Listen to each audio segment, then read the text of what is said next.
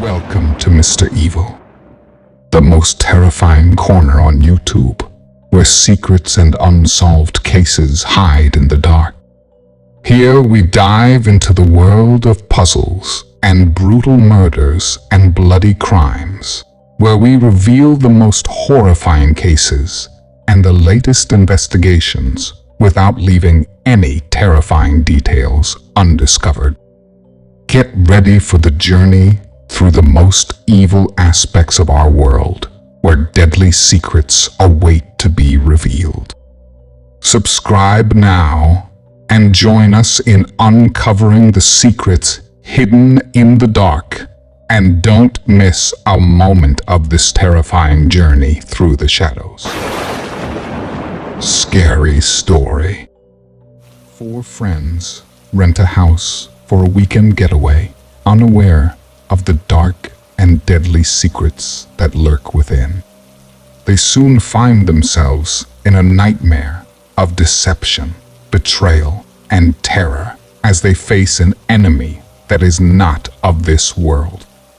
They must use their wits, their courage, and their sixth sense to survive and escape from the house of horrors.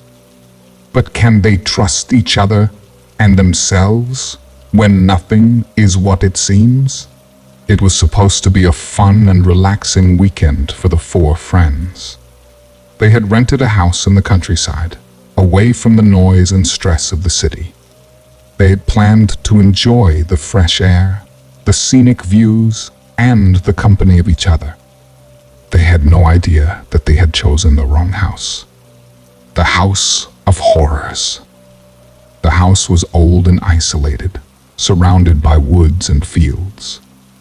It looked like it had not been inhabited for a long time. The windows were dusty and cracked, the paint was peeling off, and the roof was sagging. The only sign of life was a rusty mailbox that had the name Hawthorne on it. The friends arrived at the house late in the afternoon. They were tired and hungry after a long drive. They decided to unpack their bags, make some dinner, and explore the house later. They did not notice the strange symbols carved on the front door or the faint smell of decay that lingered in the air. The friends were Sam, Lisa, Mark, and Anna. Sam was the leader of the group, confident and charismatic. He had organized the trip and booked the house online. He was always looking for new adventures and challenges. Lisa was his girlfriend, beautiful and smart. She was a journalist who loved to write and investigate. She was curious about the history and secrets of the house. Mark was Sam's best friend, loyal and funny. He was a mechanic who loved to fix and tinker. He was interested in the old and antique items that filled the house. Anna was Lisa's best friend, shy and sweet. She was a nurse who loved to help and care. She was afraid of the dark and the unknown. She felt uneasy about the house. The friends settled in the house and made themselves comfortable. They found the kitchen and cooked some pasta and salad. They ate and chatted in the dining room, which had a large wooden table and a fireplace. They laughed and joked, trying to ignore the creaking noises and the cold drafts that came from the house. After dinner, they decided to explore the house and see what they could find. They grabbed some flashlights and split into 2 groups. Sam and Lisa went upstairs, while Mark and Anna stayed downstairs. They agreed to meet back in the living room in an hour. Sam and Lisa climbed the stairs and entered the 2nd floor. They found 4 bedrooms and a bathroom. The bedrooms were dusty and empty, except for some old furniture and clothes. The bathroom was dirty and moldy, with a broken mirror and a stained bathtub. Sam and Lisa were not impressed by what they saw. They decided to check the attic, hoping to find something more interesting. They opened the door to the attic and climbed the ladder. They entered a dark and cramped space, filled with boxes and cobwebs. They shone their flashlights and looked around. They saw books, papers, photos, and other items that belonged to the previous owners of the house. They felt like they had entered a time capsule. Lisa was fascinated by the attic. She wanted to examine everything and learn more about the Hawthorne family. She picked up a book and opened it. It was a diary that belonged to a girl named Abigail Hawthorne. She read the first page and gasped. "Dear diary, today is my birthday. I am 13 years old. I wish I could celebrate with my friends, but I have no friends. I wish I could go outside and see the world, but I am not allowed. I wish I could be happy and free, but I am not. I am trapped in this house with my parents and my brother. They are not normal. They are evil. They do things that no one should do. They hurt people. They hurt me. They are part of a cult that worships the devil. They say that he gives them power and wealth. They say that he will come soon and take us to his kingdom. They say that I have to be ready for him. They say that I have to be his bride. I am scared. I don't want to be his bride. I don't want to be part of their cult. I don't want to live in this house. I want to escape. I want to be free. I want to be normal. But I have no hope. I have no choice. I have no life. I have only this diary. This is my only friend. This is my only voice. This is my only hope." Lisa felt a chill run down her spine. She looked at Sam and showed him the diary. Sam read the page and frowned. "What the hell is this? Is this some kind of joke?" he asked. "I don't know. It looks real. Maybe it's a prank. Maybe it's a hoax. Maybe it's a story. Or maybe it's the truth."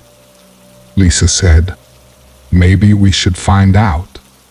Sam said, "Furniture was covered with sheets. The wallpaper was peeling, and the floorboards were creaky. It looked like a museum, frozen in time." They walked through the foyer and entered the living room. There was a fireplace, a sofa, a coffee table, and a bookcase. There were also some paintings on the walls, portraits of the Odell family. Mark looked at them and felt a chill. They looked stern and cold, with piercing eyes and thin lips.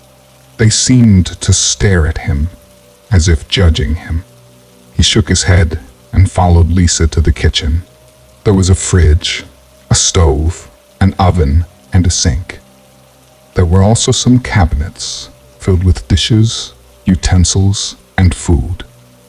The food was old and rotten, covered with mold and maggots. Mark gagged and turned away. He saw Amy, who was looking at the fridge. She opened it and screamed. Inside, there was a severed head with a twisted expression of horror. It was Jonathan Odell, the owner of the house. Mark ran to her and slammed the fridge door shut. He hugged her and tried to calm her down. It's okay, he said. "It's just a prank. Someone put it there to scare us. It's not real. It's not real." He looked at Lisa, who was pale and shaking. She looked at him and shrugged. "I don't know. I swear," she said. "I didn't do it. I didn't know it was there." Mark didn't believe her. He thought that she was lying, that she had planned this all along. He felt a surge of anger and resentment. He wanted to leave, to get out of this house. He looked at Jake, who was standing by the door. He looked calm and smug, as if he was enjoying this. He smiled and winked at Mark. "Hey, don't be a chicken," he said. "This is fun, right? Come on, let's see what else we can find." He grabbed Lisa's hand and dragged her to the stairs. He looked at Mark and taunted him. "Are you coming, or are you too scared?" he said. Mark felt a pang of jealousy and pride. He didn't want to let Jake win, to take Lisa away from him. He wanted to show him that he was not afraid, that he was better than him. He looked at Ryan, who was leaning against the wall. He looked bored and annoyed, as if he didn't care about anything. He rolled his eyes and sighed. "Whatever, let's go," he said. He followed Jake and Lisa to the stairs. Mark hesitated, but then decided to join them. He left Amy behind, who was still sobbing on the floor. He didn't know that he had made a terrible mistake, one that would cost him everything. They climbed the stairs and reached the second floor. There were 4 doors leading to 4 bedrooms. Jake opened the first one and entered. It was Edward's room, the son of the Odells. There was a bed, a desk, a closet, and a toy box. There were also some posters on the walls of cars, planes, and superheroes. Jake looked around and smirked. He saw a baseball bat and picked it up. He swung it around and smashed it against the wall. He laughed and shouted, "Take that, you stupid wall," he said. He smashed the bat again and again until the wall was cracked and dented. He looked at Lisa and grinned. "Isn't this fun?" he said. Lisa nodded and smiled. She looked at Mark and winked. She wanted to make him jealous, to make him want her more. Mark felt a surge of rage and disgust. He hated Jake and he hated Lisa. He wanted to hurt them, to make them pay. He looked at Ryan, who was standing by the door. He looked disgusted and angry, as if he hated Jake too. He shook his head and muttered, "Idiot," he said. He opened the second door and entered. It was Alice's room, the daughter of the Odells. There was a bed, a dresser, a mirror, and a dollhouse. There were also some pictures on the walls of flowers, animals, and fairies. Ryan looked around and frowned. He saw a doll and picked it up. It was a porcelain doll with blonde hair, blue eyes, and a pink dress. It looked like Alice, but with a smile. Ryan looked at the doll and felt a chill. He felt like the doll was alive and watching him. He felt like it was mocking him, laughing at him. He threw the doll on the floor and stomped on it. He heard a crunch and a scream. He looked down and saw blood. The doll had broken, and inside there was a skull. It was Alice's skull, with a twisted expression of pain. Ryan screamed and backed away. He looked at Mark, who was standing by the door. He looked shocked and scared, as if he couldn't believe what he saw. "Hello, my dear.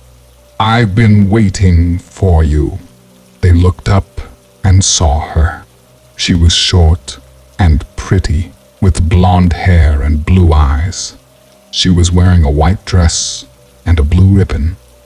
She was holding a doll and a smile. She looked like Anna, or rather, She looked like someone who looked exactly like Anna. She was Abigail Hawthorne.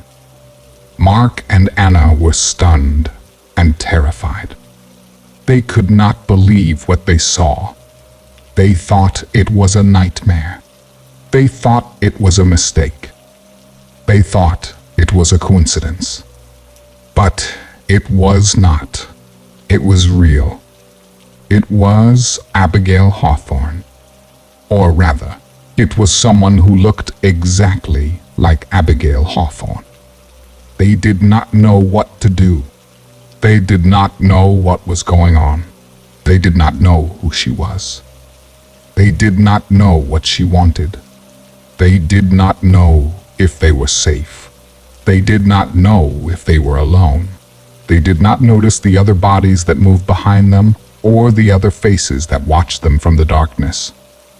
They were surrounded by the victims, by the sacrifices of the cult. They were surrounded by the Sams. The devil and Abigail Hawthorne had a plan. A plan that was evil and twisted. A plan that involved the house, the cult, and the friends. A plan that had been in motion for a long time. A plan that was about to be completed. The devil and Abigail Hawthorne had a plan. A plan that was simple and complex. A plan that involved the moon, the blood, and the bride. A plan that had been foretold for a long time. A plan that was about to be fulfilled. The devil and Abigail Hawthorne had a plan. A plan that was perfect and flawed. A plan that involved the friends, the cult, and the house. A plan that had been hidden for a long time. A plan that was about to be revealed. The devil and Abigail Hawthorne had a plan. A plan that was this. The devil and Abigail Hawthorne were not human. They were demons. Demons that had the power to shape-shift and possess. Demons that had the desire to kill and corrupt. Demons that had the goal to rule and destroy. The devil and Abigail Hawthorne had infiltrated the house, the cult, and the town. They had taken the forms and identities of Charles and Margaret Hawthorne, the owners of the house and the leaders of the cult. They had used their influence and wealth to attract and recruit people to their cult. They had used their charm and cunning to deceive and manipulate people to their will. They had used their power and cruelty to torture and murder people for their pleasure. The devil and Abigail Hawthorne had created the house, the cult, and the ritual. They had built the house on a site of ancient and dark energy, a site that was a portal to hell. They had founded the cult on a doctrine of evil and madness, a doctrine that was a tribute to the devil. They had designed the ritual on a night of full and red moon, a night that was a window to the devil.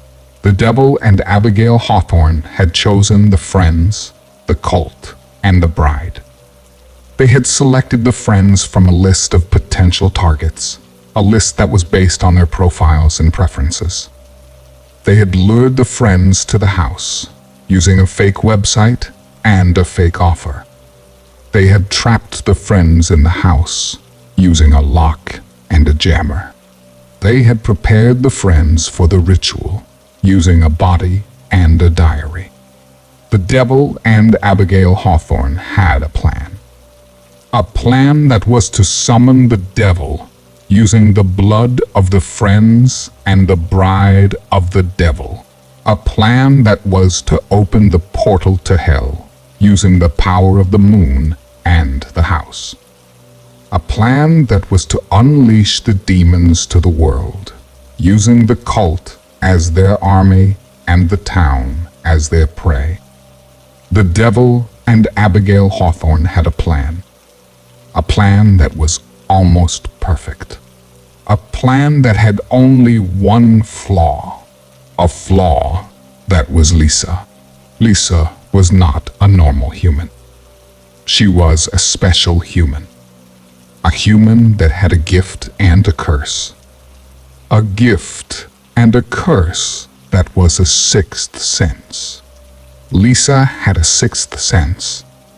A sixth sense that allowed her to see and sense things that others could not. Things that were hidden and supernatural. Things that were dangerous and evil. Lisa had a sixth sense. A sixth sense that had saved her and haunted her. Saved her from accidents and disasters. Haunted her with visions and nightmares. Lisa had a sixth sense.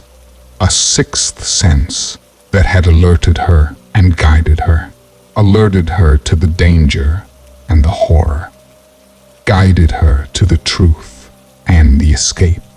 Lisa had a sixth sense. A sixth sense that had revealed to her the plan of the devil and Abigail Hawthorne.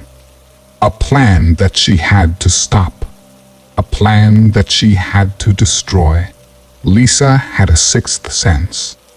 A sixth sense that had given her the courage and the strength. Courage to face the devil and Abigail Hawthorne.